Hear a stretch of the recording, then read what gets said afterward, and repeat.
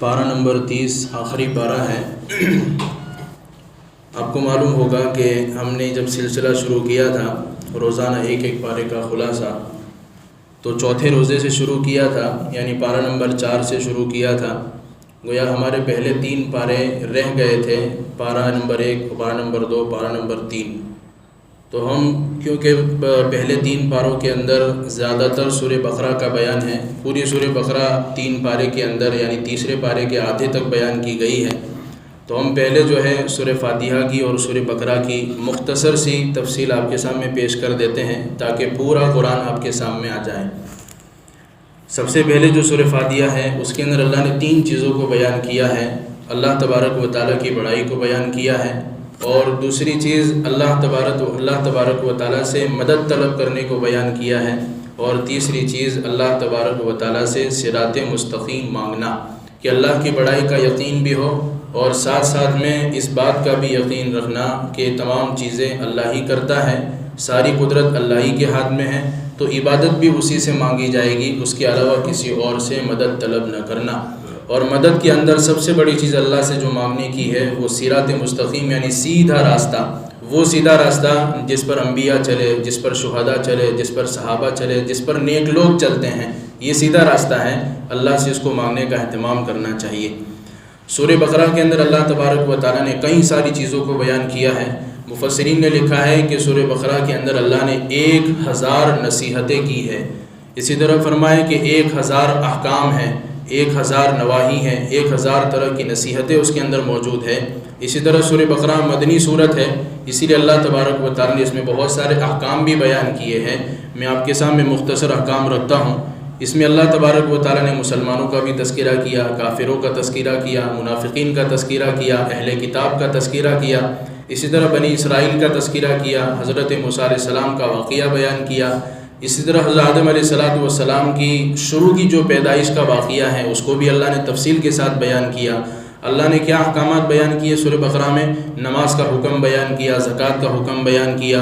جادو کرنے کی حرمت بیان فرمائی، قصاص کا قانون بیان فرمایا، وصیت کے احکام بیان فرمائے، روزے کے احکام بیان فرمائے، چاند کی تاریخ کا معتبر ہونا بیان کیا، جہاد کے احکام بیان کیے، حج اور عمرہ کے مسائل بیان کیے، شراب اور جوئے کی برائی بیان فرمائی، یتیموں کے تعلق سے اللہ نے احکام بیان کیے کہ یتیم کے ساتھ کیسا رہنا چاہیے، اس کے مال کے ساتھ کیا کرنا چاہیے۔ اسی طرح نکاح کے احکام بیان کیے، طلاق کے احکام بیان کیے، رضاعت کے احکام بیان کیے، یعنی بچے کو دودھ کتنی مدت میں پلانا چاہیے، کون پلائے۔ اسی طرح عدت اور مہر کے احکام بیان کیے، قسم کے احکام بیان کیے، اسی طرح قرض کے احکام بیان کیے کہ جب کسی کو قرض دینا ہو یا کسی سے قرض لینا ہو تو اس کے احکام کیا ہے۔ یہ مختصر طور پر سورہ بقرہ کا آپ کے سامنے خلاصہ ہم نے رکھا کہ سورہ بقرہ میں اللہ نے ان چیزوں کو بیان کیا ہے۔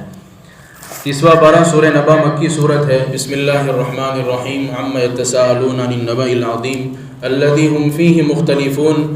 اور سورہ 30ویں پارے کے اندر اللہ تبارک و تعالیٰ نے زیادہ تر قیامت کو بیان کیا ہے، آخرت کو بیان کیا ہے، اور مرنے کے بعد دوبارہ اٹھائے جانے کو بیان کیا ہے۔ یہاں پر بھی اللہ تبارک و تعالیٰ قیامت کا تذکرہ کرتے ہیں۔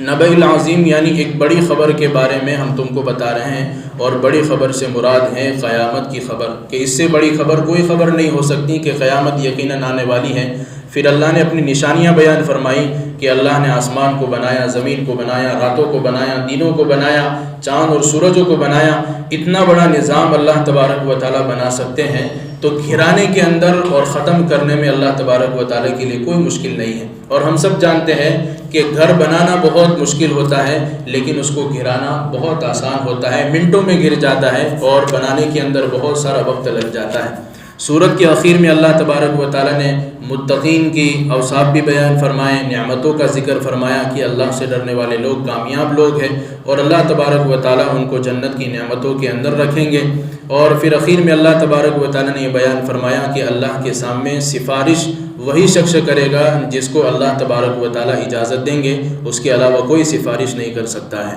سورۃ النازعات مکیہ، یہ مکی صورت ہے۔ نازعات کہتے ہیں کھینچنا، اللہ تبارک و تعالیٰ نے یہاں پر قسمیں کھائی ہیں، والنازعات غرقا والناشطات نشطا، ایسے فرشتوں کی قسم جو کافروں کی روحوں کو کھینچتے ہیں، ایسے فرشتوں کی قسم جو مسلمان اور ایمان والوں کی روحوں کو کھینچتے ہیں، بادلوں کی قسم کھائی۔ اللہ تبارک و تعالیٰ نے یہ ساری قسم اس لیے کھائی ہے کہ آگے اللہ تبارک و تعالیٰ نے قیامت کا ذکر فرمایا ہے، قلوب یومئذ واجفہ ابصارها خاشعہ یقول انا لمردودون فی الحافرہ، یعنی ایک دن قیامت کا دن آئے گا اور یقیناً آنے والا ہے۔ اس کے بعد اللہ تبارک و تعالیٰ نے حضرت موسیٰ علیہ السلام کا ذکر فرمایا کہ ہم نے موسیٰ علیہ السلام کو علم عطا فرمایا۔ ہم نے کہا کہ موسیٰ یہ علم لے کر فرعون کے پاس جاؤ اور اس کو سمجھاؤ، کیونکہ اس نے سرکشی کی ہے۔ اذهب الى فرعون انه طغى، اس نے سرکشی کیا کی تھی؟ اس نے دعویٰ کیا تھا کہ انا ربکم الاعلی، میں تمہارا سب سے بڑا رب ہوں، اس کو جا کر سمجھاؤ۔ لیکن فرعون موسیٰ علیہ السلام کی بات کو نہیں مانا، جھٹلا دیا، تو اللہ تبارک و تعالیٰ نے دنیا کے اندر پانی کا عذاب دیا اور آخرت میں اللہ تبارک و تعالیٰ اس کو آگ کا عذاب دیں گے۔ أَأَنْتُمْ أَشَدُّ خَلْقًا أَمِ السَّمَاءُ بَنَاهَا، پھر اللہ تبارک و تعالیٰ نے اپنی قدرت کی نشانیاں بیان فرمائی کہ اللہ تبارک و تعالیٰ نے آسمان کو بنایا اور بہت بلند بنایا، رفع سمكها فسواها۔ پھر اخیر میں اللہ تبارک و تعالیٰ نے قیامت کے بارے میں ذکر فرمایا کہ اللہ کے نبی سے لوگ پوچھتے تھے کہ قیامت کیا چیز ہے، یسألونک عن الساعة، قیامت کے بارے میں پوچھتے تھے کہ کب آئے گی۔ اللہ تبارک و تعالیٰ نے فرمایا کہ اس کا علم صرف اللہ کو ہے، نبی کو علم نہیں ہے کہ قیامت کب آنے والی ہے۔ سورۃ عبس مکیہ، یہ اصل میں اللہ تبارک و تعالیٰ نے یہاں پر جو سورہ عبس ذکر فرمائی ہے یہ ایک واقعے کے تحت میں نازل ہوئی ہے۔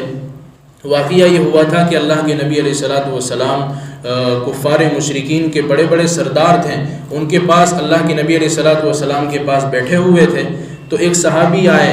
جو آنکھوں سے معذور تھے، آنکھوں سے اندھے تھے، جن کا نام ہے عبداللہ ابن ام مکتوم رضی اللہ تعالی عنہ۔ ان کو معلوم نہیں تھا کہ اللہ کے نبی کے پاس کون بیٹھا ہے، اور یہ موقع اچھا تھا کافروں کو دعوت دینے کا اور اللہ تبارک و تعالیٰ کے دین کو پہنچانے کا۔ تو عبداللہ ابن ام مکتوم آئے اور آپ سے کچھ سوال کرنے لگے، تو اللہ کے نبی علیہ السلام نے ان کی طرف توجہ نہیں فرمائی، بلکہ کفار مشرکین بیٹھے تھے ان کو سمجھاتے رہے۔ تو اللہ تبارک و تعالیٰ کو اللہ کے نبی کا یہ عمل بڑا ناپسند آیا، اور فرمایا کہ جو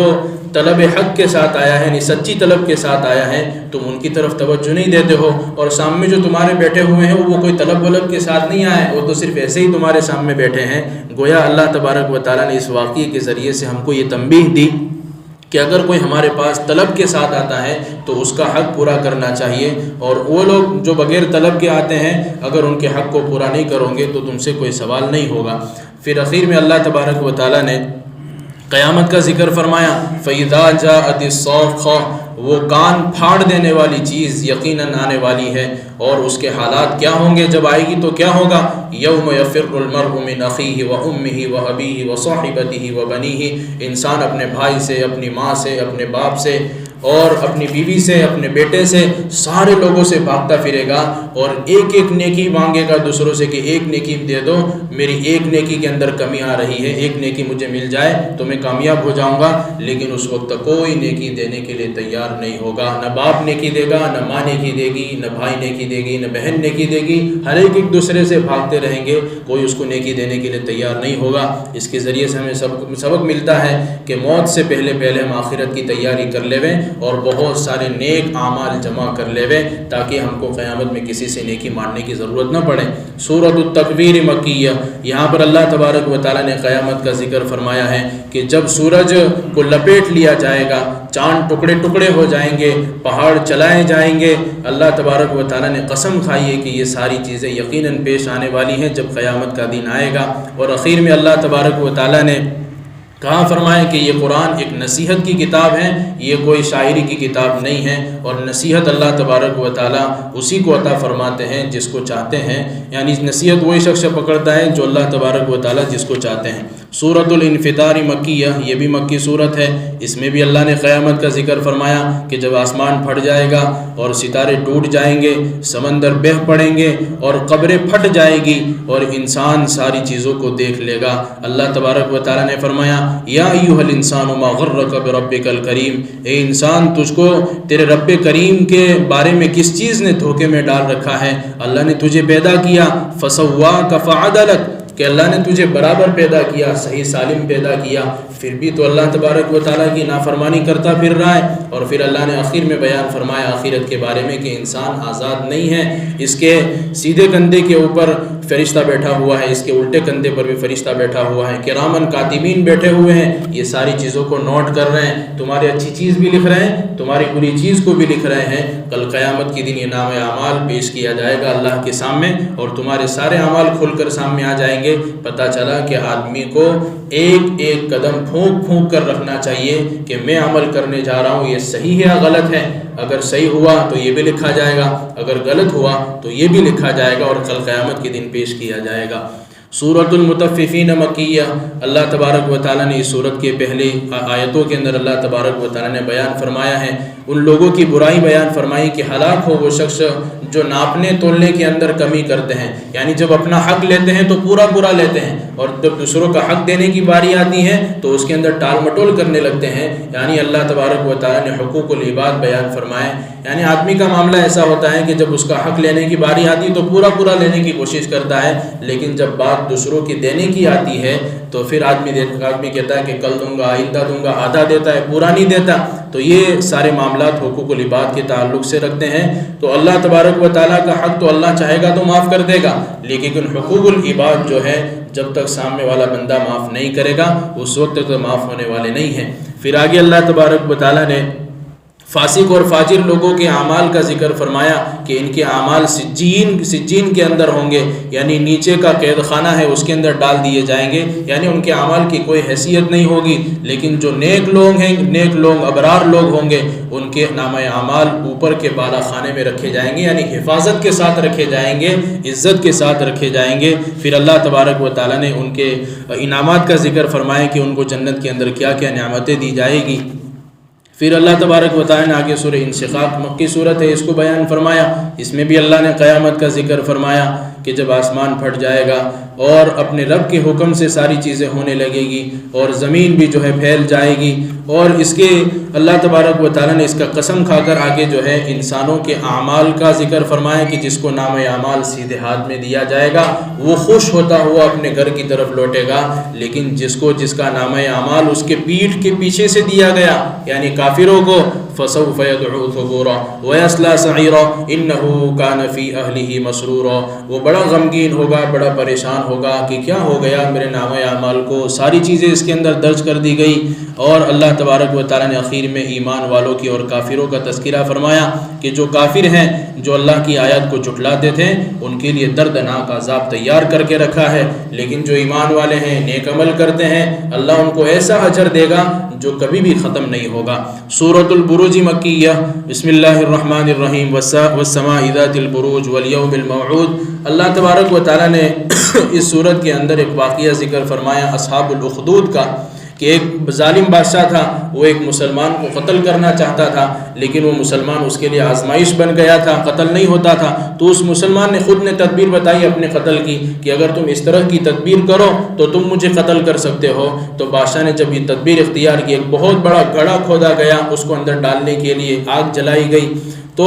یہ سارا منظر دیکھ کر بہت سارے کافر بھی ایمان میں داخل ہو گئے۔ پھر اس بادشاہ نے حکم دیا کہ جتنے بھی ایمان والے ہیں ان ساروں کو اس گھڑے کے اندر داخل کر دو، لیکن اللہ تبارک و تعالیٰ نے آگے اس کا انجام بھی ذکر فرمایا کہ ایسے لوگوں کو جہنم کے عذاب کا مزہ چکھایا جائے گا جو ایمان والوں کو تکلیف پہنچاتے ہیں۔ سورۃ الطارق مکیہ، بسم اللہ الرحمن الرحیم، والسماء والطارق وما ادراک ما الطارق۔ اللہ نے یہاں پر قسم کھائی ہے آسمان کی اور طارق کی، طارق کہتے ہیں جو رات کو آئے، وما ادراک ما الطارق، آپ کو معلوم ہے طارق کیا چیز ہے؟ النجم الثاقب، وہ ستارہ ہے جو چمکتا ہوا ستارہ ہے۔ اور اللہ تبارک و تعالیٰ نے اس کی قسم کھا کر فرمایا آگے اس کا ذکر فرمایا انسان کی تخلیق کا، فَلْيَنْظُرِ الْإِنسَانُ مِمَّا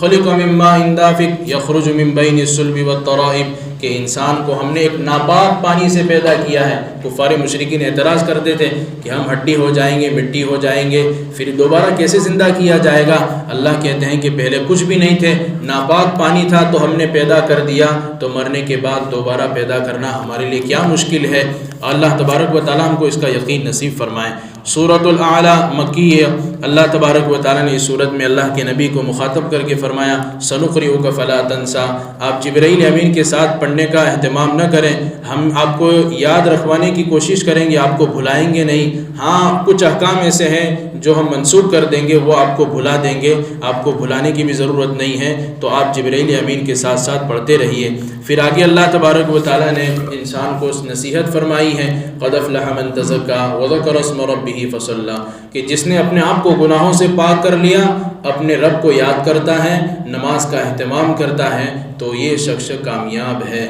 اب ہم سوچیں کہ قرآن کریم کے ایک ایک دو دو آیتوں کو چھوڑ کر اللہ بار بار نماز کا ذکر کرتا ہے، بار بار نماز کا ذکر ہے، یعنی مسلمان جس چیز کو کثرت سے چھوڑ رہے ہیں اور بہت زیادہ چھوڑ رہے ہیں، بہت زیادہ تعداد میں چھوڑ رہے ہیں، اللہ تبارک و تعالیٰ اس چیز کو کتنی مرتبہ، کئی مرتبہ، کتنی آیتوں کے اندر، کتنی صورتوں کے اندر اللہ تبارک و تعالیٰ نماز کا ذکر فرماتے ہیں کہ کامیاب تو وہی ہیں جو نمازوں کا اہتمام کریں۔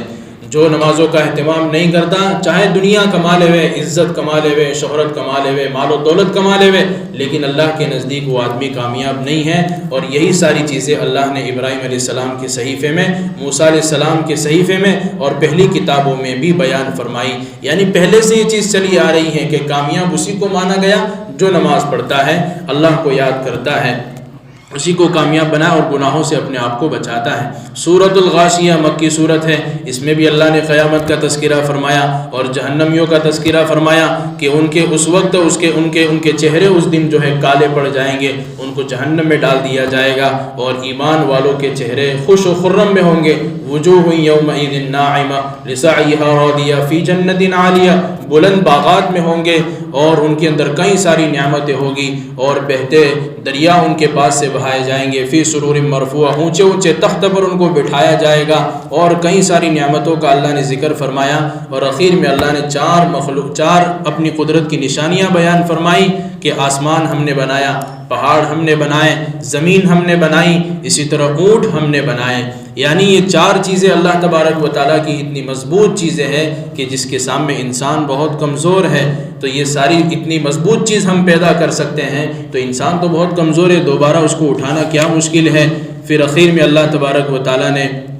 اپنے نبی کو بڑے عذاب سے بچنے کا حکم فرمایا ہے۔ بسم اللہ الرحمن الرحیم، سورۃ الفجر مکیہ، اس میں اللہ تبارک و تعالیٰ نے ذی الحجہ کی 10 راتوں کی قسم کھائی، فجر کی قسم کھائی، وتر کی قسم کھائی، رات کی قسم کھائی، اور قسم کھا کر اللہ تبارک و تعالیٰ نے عذاب کا ذکر فرمایا ہے کہ قوم عاد کو، قوم ارم کو، قوم سمود کو اللہ تبارک و تعالیٰ قیامت کے جھٹلانے کے اوپر عذاب دیں گے۔ سورۃ البلد مکیہ، بسم اللہ الرحمن الرحیم، لا اقسم بہذا البلد، یہاں پر اللہ تبارک و تعالیٰ نے مکہ کی قسم کھائی ہے، اور اسی طرح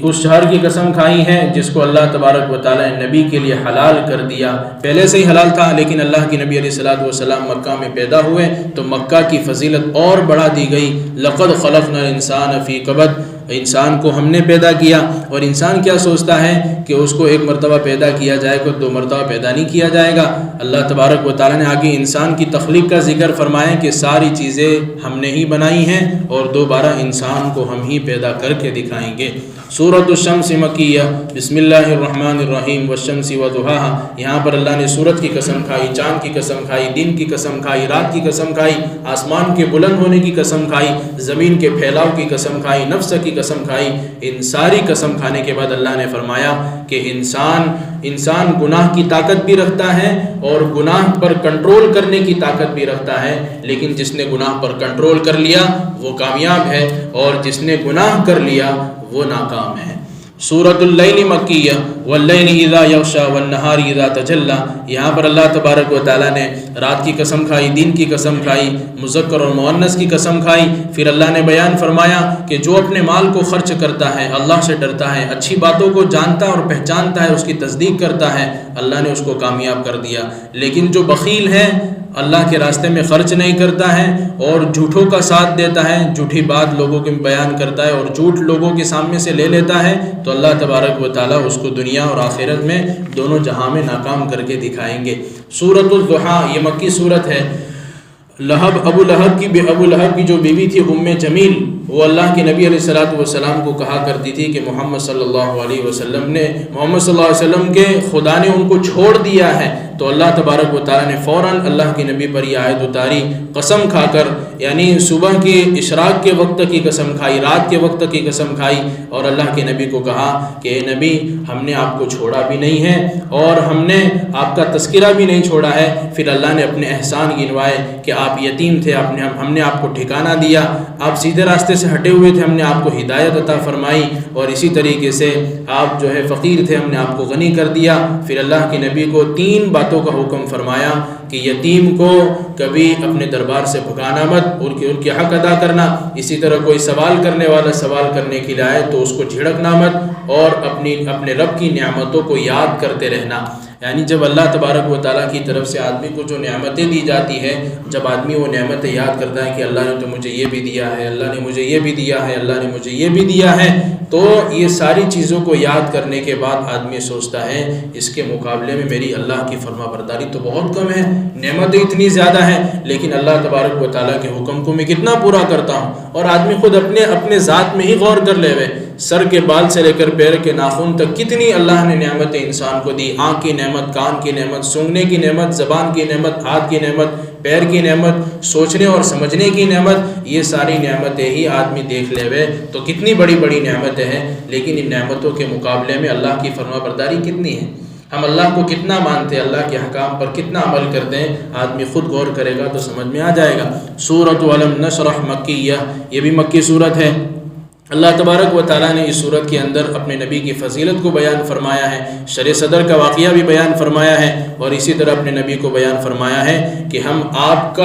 آپ کے تذکیروں کو بھی بلند رکھیں گے اور آپ کی بات بھی قیامت تک چلتی رہیں گی۔ اور آخر میں اللہ تبارک و تعالیٰ نے صورت کے آخر میں بیان فرمایا فَإِنَّ مَعَ الْعُسْرِ يُسْرًا إِنَّ مَعَ الْعُسْرِ يُسْرًا، اگر کسی پر حالات آتے ہیں تو اس کے بعد اچھی حالت بھی آتی ہے۔ إِنَّ مَعَ الْعُسْرِ يُسْرًا، پھر اللہ نے تاکید کے ساتھ بیان فرمایا اگر کسی پر برے حالات آتے ہیں تو اس کے بعد اچھے حالات بھی آتے ہیں۔ یعنی آدمی جب اس کے اوپر برے حالات آئے تو ایسا نہ سمجھے کہ یار کیا ہو گیا، لیکن اللہ تبارک و تعالیٰ سے امید رکھیں کہ اس کے بعد اچھی حالت بھی آنے والی ہے۔ سورۃ التین مکیہ، اللہ تبارک و تعالیٰ نے 3 چیزوں کی قسم کھا کر یہاں پر ارشاد فرمایا، بلکہ 4 چیزوں کی قسم کھائی، اس کے بعد فرمایا کہ انسان کو ہم نے بہترین ڈھانچے کے اندر پیدا کیا ہے۔ ثم رددناہ اسفل سافلین، پھر انسان کے اوپر ایک ایسا وقت آتا ہے بڑھاپے کا تو واپس ہم اس کو کمزور کر دیتے ہیں۔ یعنی یہ جو آدمی کا وقت ہے جوانی کا، بچپنے کا اور بڑھاپے کا، تو بڑھاپا آنے سے پہلے آدمی اپنی جوانی کو غنیمت سمجھ لے، اس میں اعمال کر لے، نیک کام کر لے، آخرت کی تیاری کر لے، تاکہ بڑھاپے کے اندر اس بات کی فکر نہ رہے کہ میں نے جوانی میں کیا کیا کیا نہیں کیا۔ آدمی جوانی کے اندر بہت کچھ کرنا چاہتا ہے، لیکن کرنا وہ ہے جس سے اللہ تبارک و تعالیٰ راضی ہو، اور جو ایمان لاتے ہیں، نیک عمل کرتے ہیں، اللہ تبارک و تعالیٰ ان کو ایسا اجر دیتے ہیں جو کبھی بھی ختم نہیں ہوگا۔ سورۃ العلق مکیہ، اس میں اللہ تبارک و تعالیٰ نے اس سورت کی جو پہلی 5 آیات ہیں، یہ قرآن کریم کی سب سے پہلی آیت ہے جو اللہ کے نبی کے اوپر نازل ہوئی۔ اقرأ بسم ربک الذی خلق، خلق الانسان من علق، اقرأ وربک الاکرم الذی علم بالقلم، علم الانسان ما لم یعلم۔ ان 5 آیتوں کا خلاصہ یہ ہے کہ آدمی علم سیکھنے کا اہتمام کرے، یعنی جو چیز جانتا نہیں ہے وہ جاننے کا اہتمام کرے، مسائل معلوم نہیں ہے تو پوچھنے کا اہتمام کرے۔ علم کی فضیلت اللہ تبارک و تعالیٰ نے ان 5 آیتوں کے اندر بیان فرمائی ہے۔ پھر اللہ تبارک و تعالیٰ نے سورۃ القدر مکیہ اس کا ذکر فرمایا، اور اس سورت کے اندر اللہ تبارک و تعالیٰ نے لیلۃ القدر کے بارے میں یہ سورت نازل ہوئی ہے کہ لیلۃ القدر رمضان کی آخری طاق راتوں کے اندر اللہ تبارک و تعالیٰ نے اتاری، اور یہ لیلۃ القدر اتنی مبارک رات ہے، اتنی بابرکت رات ہے، اتنی برکت والی اور رحمت والی رات ہے کہ اسی رحمت والی رات میں اللہ نے کلام پاک کو اتارا۔ تو گویا اس کی فضیلت ڈبل ہو گئی، ایک تو لیلۃ القدر اور اس کے اندر قرآن کو اتارا تو اس کی ڈبل فضیلت ہو گئی، گویا اس رات کا اہتمام کرنا چاہیے۔ سورۃ البینہ مدنیہ، بسم اللہ الرحمن الرحیم، لم یکن الذین کفروا من اہل الکتاب والمشرکین منفکین حتی تأتیہم البینہ، مشرکین اللہ کے نبی کو اللہ کے نبی کی بات نہیں مانتے تھے تو ان کو بھی عذاب دیا جائے گا، لیکن اہل کتاب تو جانتے تھے، انہوں نے تورات پڑھی تھی، انجیل پڑھی تھی، اللہ کے نبی کی ساری باتوں کو جانتے تھے، پھر بھی نہیں مانیں گے تو اللہ تبارک و تعالیٰ قیامت کے دن ان کو عذاب چکھائے گا۔ سورۃ الزلزال مدنیہ، پھر اللہ تبارک و تعالیٰ نے سورت کے اخیر کے اندر، سورہ بینہ کے اخیر کے اندر ایمان والوں کا تذکرہ فرمایا ہے کہ وہ لوگ جو ایمان لائے، نیک عمل کرتے ہیں، یہ بہت بہترین جماعت ہے، ان کا بدلہ ان کے رب کے نزدیک ایسی جنت ہے جن کے نیچے سے نہریں بہتی ہوگی اور ہمیشہ ہمیشہ اسی میں داخل کر دیے جائیں گے۔ اور ایمان والوں میں سب سے مقدس اور سب سے بہترین جماعت صحابہ کی جماعت ہے، جن کو اللہ تبارک و تعالیٰ نے ایک پروانہ دیا تھا، رضی اللہ عنہم ورضوا عنہ، اللہ بھی ان سے راضی اور یہ بھی اللہ سے راضی، کیونکہ یہ لوگ اللہ سے بہت زیادہ ڈرنے والے تھے۔ سورۃ الزلزال، زلزال مدنیہ، یہ بھی مدنی صورت ہے، اس میں بھی اللہ نے قیامت کا تذکرہ فرمایا کہ جب زلزلہ آنے والی چیز، زلزلہ آئے گا تو اس وقت کیا ہوگا، وَأَخْرَجَتِ الْأَرْضُ أَثْقَالَهَا، زمین اپنے اندر کی سارے بوجھ کو باہر نکال دے گی، انسان کہے گا کہ کیا ہو گیا، ساری چیزیں باہر پھینک دی جائے گی، لیکن اس وقت کوئی انسان اس چیز کو اٹھانے کے لیے نہیں جائے گا، کیونکہ وہ ساری چیزیں نفع کی نہیں ہوگی، حالانکہ ہوگی نفع کی، لیکن اس وقت وہ انسان اٹھائے گا تو اس کو کامیاب بھی نہیں کر سکے گی اور اس سے فائدہ بھی نہیں اٹھا سکے گا۔ گویا اللہ تبارک و تعالیٰ اس صورت میں بیان کرنا چاہتے ہیں کہ قیامت میں ساری چیزیں اللہ تبارک و تعالیٰ کھول کر تمہارے سامنے لا دیں گے، لیکن آج دنیا کے اندر موقع ہے انسان اعمال کر لے وے، چھوٹے عمل کو چھوٹا سمجھ کر آدمی چھوڑ نہ دے وے، کیونکہ آخر میں اللہ بیان فرماتے فَمَن يَعْمَلْ مِثْقَالَ ذَرَّةٍ خَيْرًا يَرَهُ، ایک ذرہ برابر، مثقال کہتے ہیں کہ جو ریت کا ذرہ ہوتا ہے، اس ذرہ برابر بھی تم نے اگر کوئی نیک عمل کیا ہے تو اس کا بدلہ تم کو مل کر رہے گا۔ وَمَن يَعْمَلْ مِثْقَالَ ذَرَّةٍ شَرًّا يَرَهُ، اگر تم نے ذرہ برابر بھی کوئی برائی والا عمل کیا ہے تو اس کو بھی تم دیکھ لو گے، یعنی اس کی سزا بھی ملے گی۔ ہاں اگر تم نے توبہ کر لی ہے تو تمہارے نامہ اعمال کے اندر سے اس کو ہٹا دیا جائے گا۔ سورۃ العادیات مکیہ، یہاں پر اللہ تبارک و تعالیٰ نے جنگ کے اندر جو گھوڑے استعمال ہوتے ہیں اس کی قسم کھائی ہے، فالعادیات ضبحا فالموریات قدحا فالمغیرات صبحا، اللہ نے گھوڑوں کی قسم کیوں کھائی، اس کی وجہ آگے اللہ تبارک و تعالیٰ نے بیان فرمائی کہ گھوڑا اپنے مالک کا بڑا فرما بردار ہوتا ہے، کہ مالک اس کو کھلاتا ہے تو جہاں چاہے مالک جہاں لے جانا چاہے وہ گھوڑا جاتا ہے، اس طرف لے جانا چاہے تو اس طرف لے جانا چاہے تو اس طرف جاتا ہے، اور اس کی رسی کے اوپر وہ اچھلتا ہے، اگر اس کی رسی روک دی جاتی ہے تو اسی جگہ پر ٹھہر جاتا ہے، اس کی رسی ڈھیلی چھوڑ دی جاتی ہے تو گھوڑا سمجھتا ہے کہ میرا مالک چاہتا ہے کہ میں آگے جاؤں تو گھوڑا آگے جاتا ہے۔ اللہ تبارک و تعالیٰ نے انسان کو سمجھایا ان الانسان لربہ لکنود وانہ علی ذلک لشہید، ہمارا مالک تو بہت بڑا مالک ہے اللہ تبارک و تعالیٰ، تو اس کا ہمیں کتنا فرما بردار ہونا چاہیے۔ اللہ تبارک و تعالیٰ نے کتنی ساری نعمتوں سے انسان کو نوازا، تو ہم خود سوچیں کہ ہم اپنے رب کی فرما برداری کتنی کرتے ہیں۔ جب اللہ کہتے ہیں کہ اس چیز سے رک جاؤ تو رکتے ہیں یا نہیں، اللہ کہتے ہیں اس چیز کو کر گزرو تو کرتے ہیں یا نہیں۔ جب گھوڑا ایک جانور ہے اپنے مالک کی فرما برداری کرتا ہے، تو انسان کو تو اللہ نے اشرف المخلوقات بنایا ہے، اس کو تو اپنے مالک کا یعنی اللہ تبارک و تعالیٰ کا بہت زیادہ فرما بردار ہونا چاہیے۔ سورۃ القاریعۃ مکیہ، القاریہ ما القاریہ ما ادراک ما القاریعہ، اللہ تبارک و تعالیٰ نے اس میں بھی قیامت کا تذکرہ فرمایا ہے، یقیناً یہ چیز آنے والی ہے، اس سے کوئی چھٹکارا حاصل نہیں ہوگا۔ پھر آخر میں اللہ تبارک و تعالیٰ نے بیان فرمایا کہ انسانوں کے اعمال کا وزن کیا جائیں گا، اعمال تولے جائیں گے، اعمال گنے نہیں جائیں گے، کتنی رکعتیں پڑھی، کتنے قرآن پڑھے، کتنی تسبیحات پڑھی، بلکہ اللہ تبارک و تعالیٰ انسانوں کے اعمال کو تولیں گے، نماز کو تولیں گے، روزے کو تولیں گے۔ اور اعمال کا ترازو کب بھاری ہوگا؟ جب اس کے اندر اخلاص ہوگا، جتنا اخلاص ہوگا اتنا عمل آدمی کا بھاری ہو جائے گا۔ گویا ہر عمل کے اندر اخلاص پیدا کرنا چاہیے۔ اخلاص کا مطلب یہ ہے کہ اللہ کو راضی کرنے کے لیے عمل کرنا۔ سورۃ التکاثر مکیہ، اللہ تبارک و تعالیٰ نے اس سورت کے اندر نعمتوں کا ذکر فرمایا کہ تمہارے پاس ایک ایک جو نعمت ہے جس کو تم استعمال کرتے ہو، چاہے پانی کی نعمت ہو، کھانے کی نعمت ہو، سونے کی نعمت ہو، ان ساری نعمتوں کے بارے میں کل قیامت کے دن پوچھا جائے گا کہ کہاں کہاں استعمال کی، کیسے استعمال کی۔ سورۃ العصر مکیہ، اللہ تبارک و تعالیٰ نے زمانے کی قسم کھائی، پھر فرمایا کہ سارے کے سارے انسان نقصان اور خسارے کے اندر ہیں، لیکن 4 لوگ ایسے ہیں جو نقصان سے باہر ہیں: ایمان والے، نیک عمل کرنے والے، یعنی نیک عمل بھی وہ بھی جو سنت کے مطابق ہو، اور ایمان کی اور نیک عمل کی دوسروں کو دعوت پہنچانے والے، اور دعوت دینے کے بعد اگر کوئی رکاوٹ پیش آتی ہے، کوئی مصیبت ان کے اوپر آتی ہے تو اس کے اوپر صبر کرتے ہیں۔ تو یہ 4 طرح کے لوگ نقصان سے باہر ہیں۔ اس کے علاوہ جتنے بھی لوگ ہیں وہ سارے کے سارے نقصان میں ہیں۔ سورۃ الحمزۃ مکیہ، اللہ تبارک و تعالیٰ نے اس سورت کے اندر مال کو جمع کرنے کی مذمت بیان فرمائی کہ مال کو جمع کر رکھنا نہیں چاہیے، یہ گننے کی چیز نہیں ہے بلکہ اس کو خرچ کرنے کی چیز ہے۔ ایسا نہ ہو کہ تم نے مال کو جمع کر کے رکھا، یہی مال کل قیامت کے دن تم کو سانپ کی شکل میں گلے کے اندر توق بنا کر ڈال دیا جائے گا۔ تو مال کو جمع نہیں کرنا ہے بلکہ اس کو اللہ کے راستے میں تھوڑا تھوڑا خرچ کرتے رہنا ہے اپنی حیثیت کے مطابق۔ سورۃ الفیل مکیہ، اس میں اللہ تبارک و تعالیٰ نے اصحاب فیل کا واقعہ بیان فرمایا ہے کہ ابرہہ جو تھا وہ کعبے کو گھرانے کے لیے، نعوذ باللہ کعبے کو گھرانے کے لیے آ رہا تھا،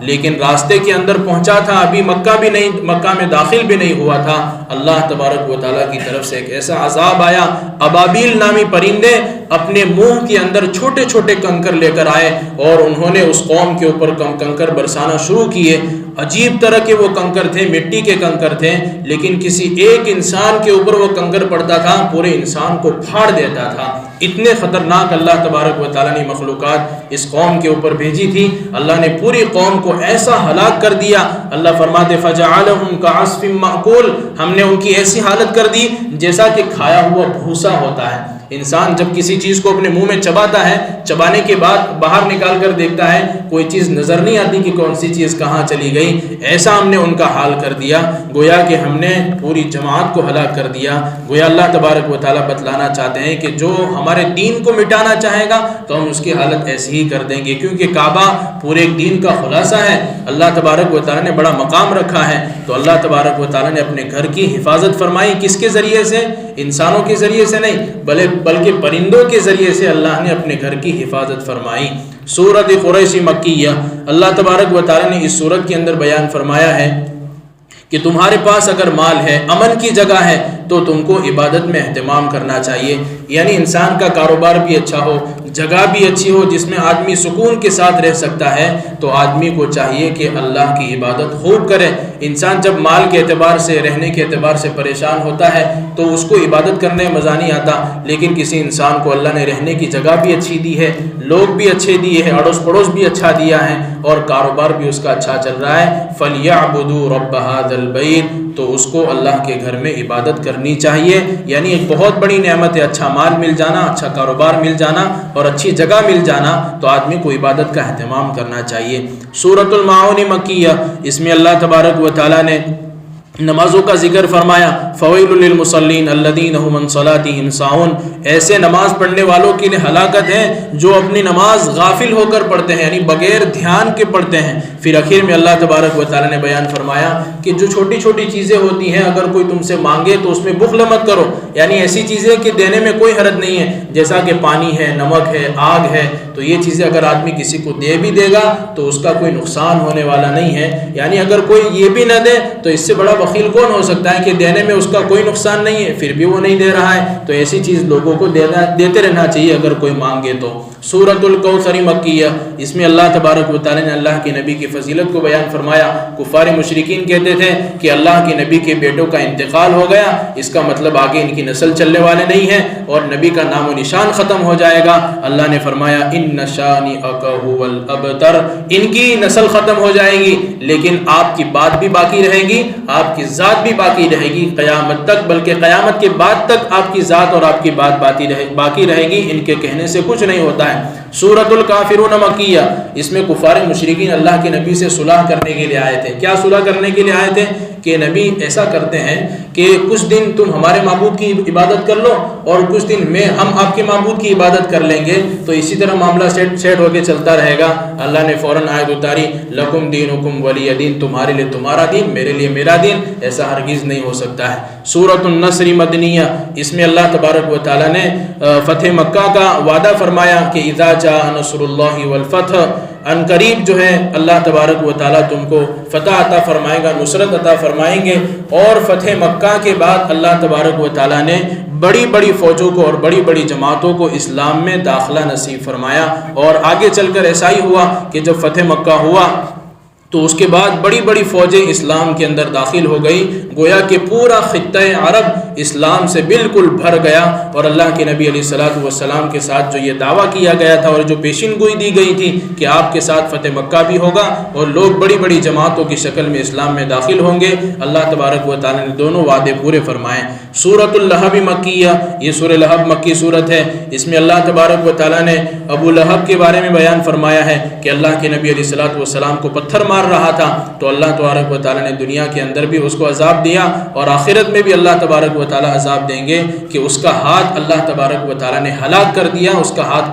کام کرنا چھوڑ دیا۔ اسی طرح اس کے مال بھی کوئی کام نہیں دیں گے، اس کے گھر والے بھی اس کو کوئی کام نہیں دیں گے، کہ ساری چیزیں اس کی برباد کر دی کیونکہ اس نے اللہ کے نبی کو تکلیف پہنچائی۔ سورۃ الاخلاص مکیہ، اللہ تبارک و تعالیٰ نے اس سورت کے اندر توحید کو بیان کیا ہے۔ سورۃ الکافرون کے اندر اللہ نے شرک کی تردید کی اور اس سورت کے اندر اللہ نے توحید کو بیان فرمایا کہ اے نبی کہہ دو کہ اللہ صرف ایک ہے، اس کے علاوہ کوئی معبود نہیں ہے۔ جو تم نے معبود بنا کے رکھے ہیں کہ کھانے کا معبود، پینے کا معبود، سونے کا معبود، بارش دینے کا معبود، رزق کا معبود، یہ سارے معبودوں کی کوئی حقیقت نہیں ہے اور اللہ بے نیاز ہے، اللہ ایک ہی ہے، اس کے علاوہ کوئی اور معبود نہیں ہے۔ سورۃ الفلق مکیہ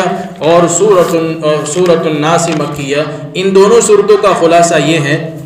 کہ کچھ چیزیں تکلیفیں انسانوں کی طرف سے ہوتی ہیں اور کچھ چیزیں شیطان کی طرف سے تکلیف پہنچائی جاتی ہے۔ تو گویا شیطان سے، شر سے، شیطان کی برائی سے اور انسانوں کی برائی سے اگر ہم کو بچنا ہے تو اللہ کی پناہ میں آنا ہوگا۔ تو یہاں پر اللہ تبارک و تعالیٰ نے دونوں صورتوں کے اندر اسی کو بیان کیا ہے کہ شیطان کی برائی سے اگر بچنا ہے یا انسانوں کی برائی سے اگر تم کو بچنا ہے تو اللہ کی پناہ مانگا کرو۔ اور مفسرین لکھا ہے کہ اگر کوئی شخص صبح میں 3 مرتبہ، شام کو 3 مرتبہ یہ دونوں صورتوں کا پڑھنے کا اہتمام کرے تو اللہ تبارک و تعالیٰ سارے شر سے، سارے فساد سے اللہ تبارک و تعالیٰ اس کی حفاظت فرمائیں گے۔ حتیٰ کہ مفسرین لکھا ہے کہ اگر کسی پر جادو کا اثر ہو گیا ہے تو